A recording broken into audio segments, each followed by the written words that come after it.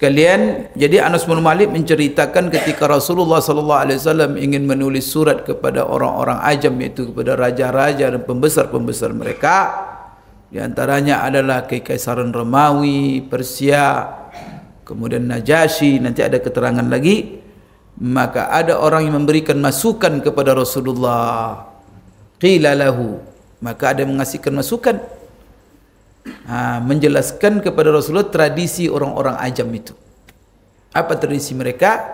Ya Rasulullah, orang-orang ajam itu kalau mereka menerima surat, mereka tidak akan terima surat itu dan tidak akan mereka baca dan tidak akan mereka tanggapi kecuali kalau surat itu dibubuhi dengan stempel. Ini menarik. Jadi Rasulullah diberi masukan. Maka Rasulullah SAW itu walaupun dia Nabi Rasul, tapi dia juga mendengar masukan-masukan dari sahabat. Nah, ada orang sekarang baru levelnya sekian tidak mau mendengar masuk. Itulah contoh pemimpin yang luar biasa, Rasulullah. Ketika dia diberikan masukan itu, maka masukan itu diterima Rasulullah sallallahu alaihi wasallam. Apa bukti diterima? Langsung Rasulullah buat action. Apa actionnya? Ketika Rasulullah diberi masukan, mereka tidak akan terima surat engkau ya Rasulullah, kecuali kalau ada stempel. Maka bagaimana membuat stempel? Maka fastana'a khataman.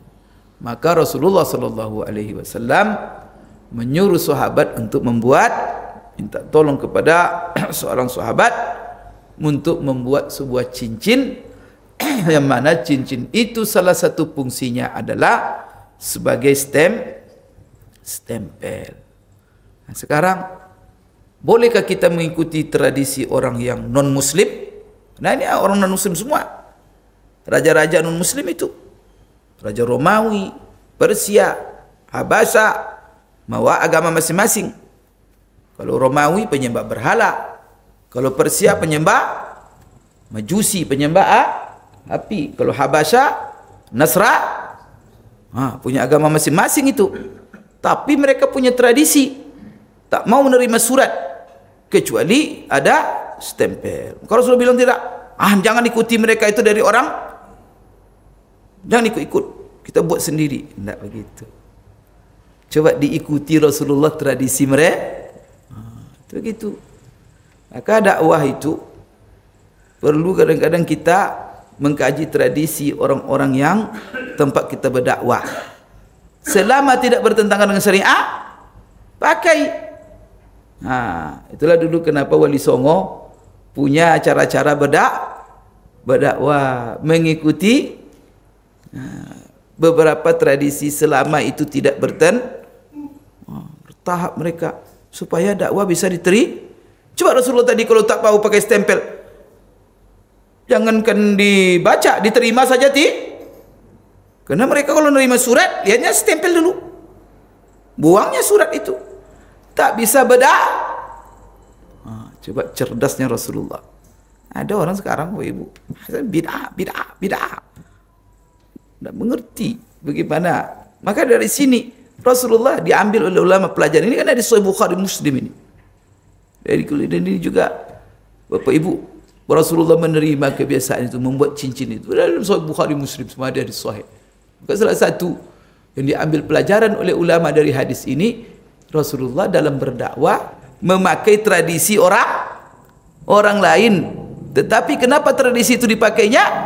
Karena tidak bertentangan, tidak ada larangan. Tidak ada larangan, tidak ada masalah. Berarti apa? Sarana dakwah itu luas. Yang penting ingat, bertentangan syariat enggak. Tapi kalau dia mengandung syirik, umpamanya mengumbar-ngumbar aurat, itu enggak boleh dipakai itu. Ya, Bapak Ibu sekalian, dan ulama-ulama kita tahu itu kok. Jadi Bapak Ibu sekalian, cuma kadang-kadang ya mungkin ada beberapa generasi berubah dia. Kadang-kadang ada yang menyusup, kadang-kadang berubah-ubah. Tapi kadang aslinya ulama-ulama itu Murni mereka Bapak Ibu, karena mereka orang-orang yang tahu. Seperti memangnya apa? Kumpul-kumpul kita ini, orang Indonesia ini. Orang Indonesia ini memang tabiatnya kumpul-kumpul. Atau gimana itu kalau mereka sudah Islam, itu larang kumpul-kumpul. Murtad mereka balik nanti. Maka apa? Tradisi kumpul-kumpul itu tetap. Tapi apa? Mungkin selama ini diisi macam-macam. Dengan berjudi, dengan apa-apa. Maka diisi dengan baca Yasin. Itu dah orang. Bid'ah, sesat, neraka. Mana bisa begitu? Main domino. Perlu diisi dengan main domino. Ulama itu bijak. Jadi kita harus ketika kita mengatakan itu, lihat sejarah dulu.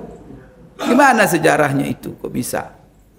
Bapak Ibu sekalian, maka selama tidak bertentangan dengan syariat. Ini Rasulullah SAW pakai dia cincin.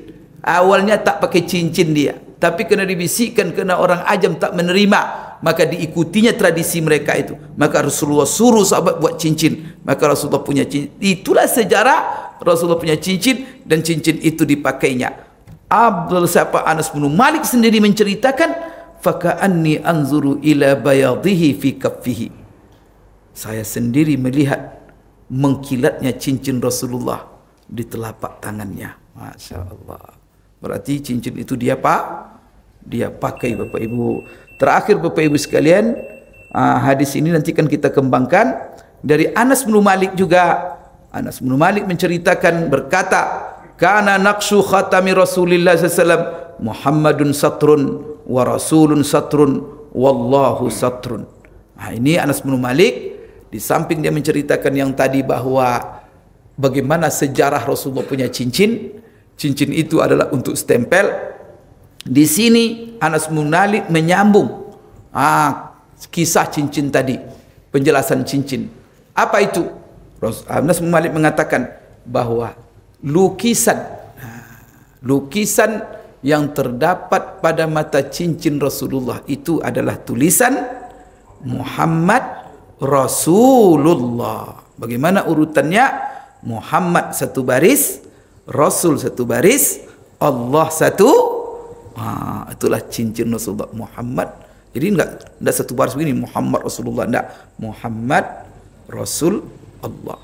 Nanti akan ada keterangan yang lebih rinci dalam hadis Anas bin Malik juga pada hadis berikutnya yang diriwayatkan oleh Imam Bukhari dan Imam Muslim. Kita ikuti insyaallah pada Jumaat yang akan datang. Aku qouli hadza wa astaghfirullah li wa lakum. Subhanakallahumma rabbana wa bihamdik asyhadu an la ilaha illa anta astaghfiruka wa atubu ilaik. Assalamualaikum warahmatullahi wabarakatuh.